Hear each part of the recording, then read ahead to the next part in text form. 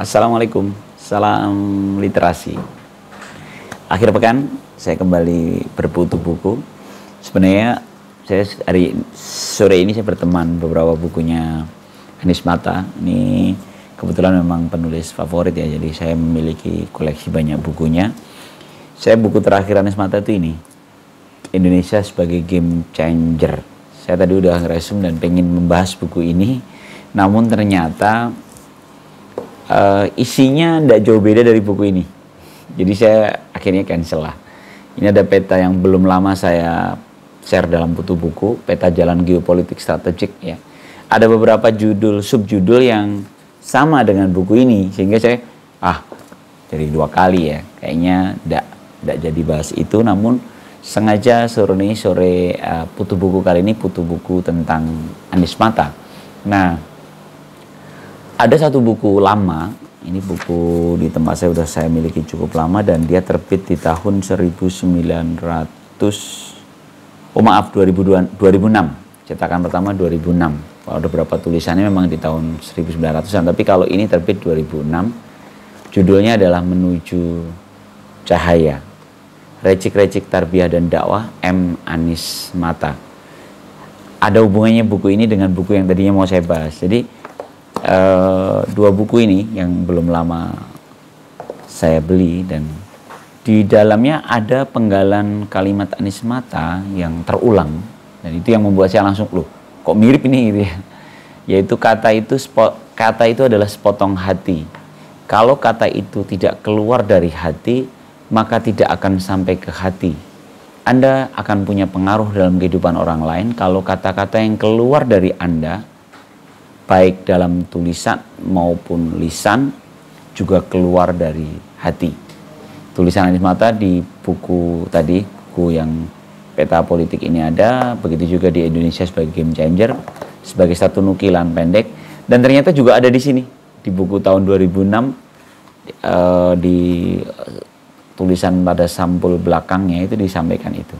Tadi yang kata adalah sepotong hati.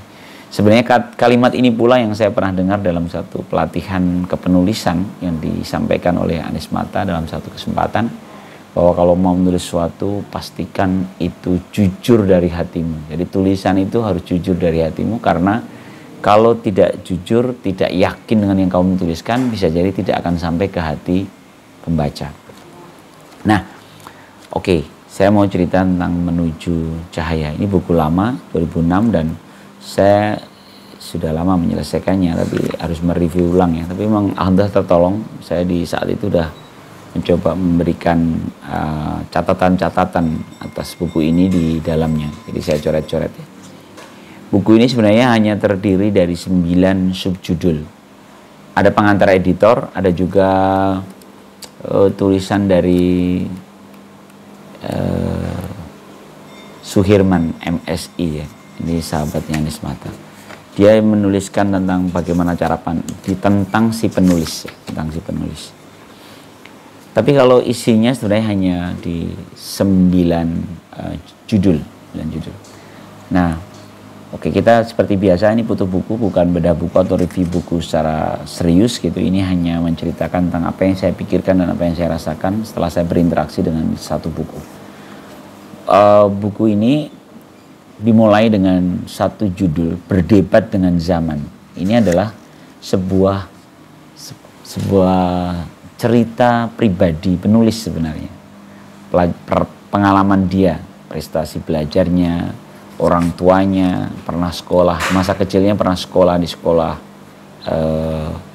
Kristen kalau nggak salah ya. Terus pernah masuk pesantren ya. Yang saya garis bawahi pada bab yang pertama ini, pada judul yang pertama ini, justru pengalaman atau perjalanan tulis menulisnya Anies Mata. Di sini disampaikan sejak SMP pertama kali saya menulis puisi. Ini jadi saya tertarik juga karena saya ada kemiripan. Pas SMP juga saya di Sanawiyah baru mulai menulis puisi. Waktu itu ada seorang guru yang wartawan membimbing kami menulis di koran. Saya pun menulis di koran sejak SMP. Jadi di SMP sudah mengirimkan puisi-puisinya ke koran lokal di Sulawesi ya, ini tempat tinggalnya di Bone, Sulawesi. Hobi di usia remaja itulah yang akhirnya terus dari menulis sampai olahraga dia juga suka ya. Lagu-lagu Ebit G. Ade, kan liriknya ya bagus ya. Kemudian dia masuk Lipia dan dia masuk di Jakarta. Di sini diceritakan masa bagaimana aktivitasnya dengan keluarganya ya. Terus kepemimpinan yang dia organisasi yang dia geluti sampai dengan pengalaman-pengalaman kepemimpinannya. Di situ sih sampai dengan bagaimana proses ini menariknya buku ini memang ya, makanya buku ini saya sengaja tak bahas ulang karena di sini ada proses perjalanan pemikirannya Anies Mata. Satu proses perjalanan pemikiran, dia juga bagaimana dia menuliskannya dalam satu buku ya, tradisi menulisnya. Kedua itu mulai dari individu, ini juga cerita tentang bagaimana cara Anies Mata membaca umat Islam pada waktu itu, karena dia kuliah di Lipia ya, sehingga cara pandang gerakan Islam, bagaimana poin-poin yang dia tangkap dan dia catatkan saat itu yang melemahkan kita atau umat Islam pada saat itu. Salah satunya adalah jauhnya dari agamanya, yang pertama. Yang kedua, para ulama yang ada dalam tubuh umat itu belum mampu menjalankan fungsinya secara optimal. Jadi ulama tidak, kalau bahasanya agak vulgar lah, langsung tidak berdaya. Ya, ulamanya tidak berdaya, tidak optimal. Ketiga, suksesnya kaum imperialis, ya, imperialis dalam menjajah dunia Islam sehingga paham sekuler semakin marak di daerah-daerah jajahannya, sehingga semakin berjarak dari agama. Kemudian adanya keempat, usaha-usaha sistematis yang dilakukan negara besar untuk mendominasi. Nah, ini cara pandang beliau saat itu ya. Lalu akhirnya bagaimana yang harus dilakukan? Nah, ini kalau bahasa materi tarbiyah dulu ini tarbiyah fardiyah gitu. Di pribadinya yang pertama dia harus kembali kepada fitrah. Ya. Kedua dia mengangkat potensi-potensi dalam dirinya masing-masing sehingga ada efek multiplier, ada eksponensial tumbuh. Ini dia tulis dari sejak tahun 1900-an ini, 1990, akhir 1999-an ya. Pokoknya dikumpulkan di tahun 2006 saat dia sudah aktif di dunia politik. Nah, kemudian setelah dia dari individu, maka semestinya dia membangun tasawur atau konsep diri. Ya. Ini kalau sini ada nukilannya nih. Tulisan ini ya dari satu kumpulan wawancara tahun 2001. Jadi ini buku yang judul yang membentuk konsep diri tahun 2001. Bagaimana cara pandangnya mestinya tidak lagi dikotomi ini yang ditawarkan Anies Mata ya, tapi kolaborasi, harmoni. Jadi tidak lagi mendikotomikan perbedaan, tapi mengharmonisasikan. Ya. Sehingga ilmu inilah yang dibutuhkan ma'rifatun nafs, pemahaman atas diri. Dalam beberapa tulisan Ibnul Qayyim Al-Jauzi disebutkan itu ya. Ada ma'rifatun nafs, ma'rifatullah, kita tahu diri, tahu Tuhannya. Lalu dia akan menjadi pribadi yang kuwatul khair. Jadi pribadi yang memiliki kekuatan untuk berlaku kebaikan, hal-hal baiknya. Aku tak cari yang ini aja dulu ya, yang poin-poinnya ya. Contohnya ya, hal baik itu keberanian, ya. Kemudian dia memiliki literasi yang kuat, biografi, bacaan yang kuat. Di Anies Mata menukil, ini juga poin yang langsung saya stabilo biru ini, karena saya, mencocok ini. Kami punya kesamaan tadi sejak sekolah menengah pertama sudah menulis puisi. Juga ini ada, dia menukil kalimat Umar bin Khattab bahwa ajarkanlah anakmu seni dan sastra, karena sastra membuat anak pengecut menjadi pemberani. Jadi ini kalau ini sihir kata-kata, kata-katalah yang membuat seorang tersihir menjadi seorang pemberani. Keempat ini tentang keajaiban, iman sebagai cerita keajaiban. Di sini banyak nukilan-nukilan sirah sahabat, bagaimana saat dia mengalami perubahan-perubahan yang signifikan dalam kehidupannya setelah dia mengimani. Kemudian usia muda, kami habis ditelan masa sulit. Ini cerita tentang masa sulitnya Anies Mata di pesantren. Ya. Bahkan dia dengan pola makan yang sangat dibatasi. Tapi Anies Mata mensyukurinya karena dia menukil kisah kepemimpinan seorang Al-Fatih ya, dari sangat muda dan dia akhirnya bisa menaklukkan Konstantinopel. Bab 6 ini tentang jalan dakwah. Jadi ini kisah bagaimana Anies Mata beraktivitas di dakwah melalui Muhammadiyah, gerakan Muhammadiyah. Dia Muktamar Muhammadiyah 1971 di Makassar ya. Ini memberikan implikasi dalam hidup saya, hidup Anies Mata. Di situ dia akhirnya mulai aktif ya. Kalau salah jadi ketua apa ya? Sejak 1971 di aktivitas Muhammadiyah. Sampai dengan akhirnya dia ke Jakarta, masuk ke Libya.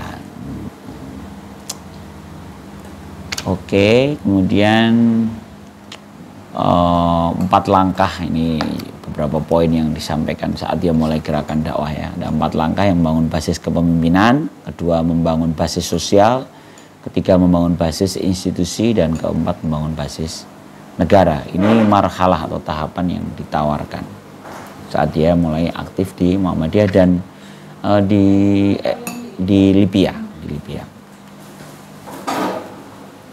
Nah, bab 7 ini tentang muasis, tokoh kata dan sejarah. Sebenarnya saya ingin cerita apa ya? Nah, ini dia nih.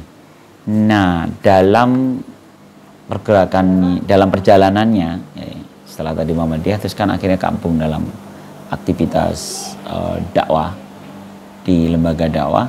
Dia berkenalan dengan gerakan Tarbiyah ya, yang basisnya adalah Ikhwanul Muslimin Hasan Al-Banna. Dari seorang Hasan Al-Banna lah seorang Anies Mata memahami bahwa dalam perubahan atau anasir kepemimpinan itu, unsur-unsur kepemimpinan itu dibutuhkan 3 kata yang menyatu dalam diri Hasan Al-Banna yang saat itu dibaca oleh Anies Mata. Yang pertama adalah marja'iyah. Jadi pemimpin itu adalah referensi. Dia memiliki referensi yang kuat. Karena mengambil satu keputusan itu tidak akan kukuh, tidak akan tepat dan yakin jika tidak memiliki referensi yang kuat. Yang kedua, manhajiyah, sistematis. Jadi seorang pemimpin mestinya memiliki pengetahuan yang sistematis, runut, sehingga mudah dipahami oleh yang dia pimpin. Dan tentu memiliki leadership, ya, kepemimpinan yang kuat. Jadi referensi, sistematis, dan leadership.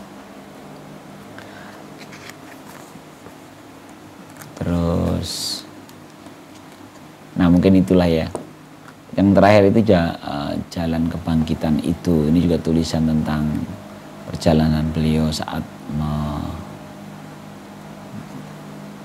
membahas bukunya Hasan Al-Banna pada Muzakkiratut Dakwah Ad-Da'iyah. Ini adalah memoir Hasan Al-Banna, menjadi tempat akademisnya para aktivis gerakan dakwah pada waktu itu. Nah, saya akan menyampaikan tambahan buku ini, buku cerita tentang tadi Anies Mata ya, dengan satu hal yang ada yang tadi saya bilang 2 buku ini ternyata mirip ya, ada sekitar 7 tulisan yang sebenarnya sama gitu, hanya ada satu tambahan judul baru di sini, itu yang kontemporer ya, aktivitas sangat politis sebenarnya karena udah menceritakan kepemimpinan Presiden Prabowo ya. Tapi ada yang menarik pada sebelum isi materi buku, di sini ada satu judul Spektrum dan Diseminasi Narasi. Partai Gelora, partainya Anies Mata. Dan ini sebenarnya kalau tadi tak hubungan dengan bukunya yang di sini ya, dia menceritakan betapa sebuah leadership itu mestinya memiliki referensi, memiliki sistematika yang runut. Itu nampak pada keresahan beliau nampak di buku ini, yaitu diseminasi narasi. Bagaimana satu pikiran besar tentang Indonesia masa depan gitu. Bagaimana Indonesia emas, Indonesia menjadi negara superpower, hal-hal yang utopis ya menurut beberapa orang. Masa bisa kita menjadi negara 5 besar dunia gitu ya. Nah, itu dibutuhkan diseminasi narasi, dan saya pikir keresahan beliau di buku ini di judul yang kedua ya, saya tidak sebut bab karena dia sebelum bab ya, spektrum dan diseminasi narasi, itu disampaikan betapa beratnya jalan menyampaikan narasi di tengah masyarakat yang pragmatis banget gitu. Kalau bahasa bercandanya, daripada kau bagikan narasimu, mendingan bagikan nasi gitu. Makan aja gitu kan. Masyarakat kita demikian pragmatis gitu. Nah, itu juga yang tadi menjadi relate nyambung dengan kegiatan yang baru saya lakukan. Tadi siang saya ngobrol dengan teman-teman Bekasi Books Club. Pembahasannya tentu membahas sharing buku yang dibaca, namun pada saat tanya jawab sharing-sharing kita menemukan satu pertanyaan, mengapa bangsa kita, waktu itu sih pemantiknya adalah filsafat, mengapa filsafat menjadi sesuatu yang tidak menarik dalam percakapan di kita, di sekitar kita gitu. Lalu ada Bang Adi Siregar yang mencoba memberikan jawaban, dan menurut saya relate gitu ya, bahwa karena kita terjebak pada produk filsafat gitu. Misalnya pikiran Karl Marx, Freud, atau yang kita langsung nangkep benar salah, setuju tidak setuju gitu. Karena kita bicara produk filsafat, produk pikiran para filosof gitu. Kita tidak membaca filsafat sebagai metodologi berpikir gitu. Ketika kita ngelihat metodologi berpikir kan sebenarnya bukan perkara setuju tidak setuju kan. Ini perkara perjalanan pemikiran gitu. Dan bisa jadi kalau kita kembalikan filsafat sebagai metodologi, sebagai cara berpikir, mungkin ini akan bisa diterima gitu. Akan diterima masyarakat itu, tidak lalu membentur-bentur kan. Kadang-kadang dengan cara pandang produk itu kan akhirnya kita nganggap filsafat itu malah menyesatkan, filsafat itu berbahaya gitu kan. Karena kita tidak bicara tentang proses berpikir gitu. Namun, nah ini percakapan tadi itu mengalir ya. Apakah iya kita memiliki tradisi berpikir, tradisi gemar berpikir di masyarakat kita? Ini kan jadi ya juga ya, jangan-jangan gitu. Sempat ada tadi pandangan-pandangan yang mungkin karena memang gizinya nggak bagus, secara nutrisi kita kemampuan tidak, atau aksesnya dengan banyak variabel ya. Namun pada titiknya kita memang perlu tetap melakukan pekerjaan berat ini, yaitu diseminasi narasi tadi. Kita tetap perlu melakukan bagaimana mengajak seorang untuk berpikir, bagaimana mengajak seorang untuk menerima pikiran, mau mendengarkan apa yang kita pikirkan, sharing apa yang kita pikirkan, bukan sekedar pragmatis gitu, bukan sekedar hal-hal yang teknis gitu. Nggak tahu ya, ini obrolan tadi juga belum kelar sih sebenarnya, solusinya apa gitu. Solusinya ya mungkin ya obrolan buku pada kesempatan kali ini saya bahas satu buku ini aja, cukup panjang, tapi tadi saya bahas singkat saja. Yang jelas banyak sekali inspirasi yang saya dapatkan dari buku ini dulu tahun 2006 nih saya baca, berarti udah berapa belas tahun yang lalu. Dan sekilas tadi pengen bahasnya buku yang terbarunya Anies Mata, tapi ternyata saya pernah bahas yang buku terakhir sebelumnya ya, dan itu nggak jauh beda tentang geopolitik dunia. Teman-teman, itu aja ya Mas, teman-teman. Salam literasi. Assalamualaikum warahmatullahi wabarakatuh.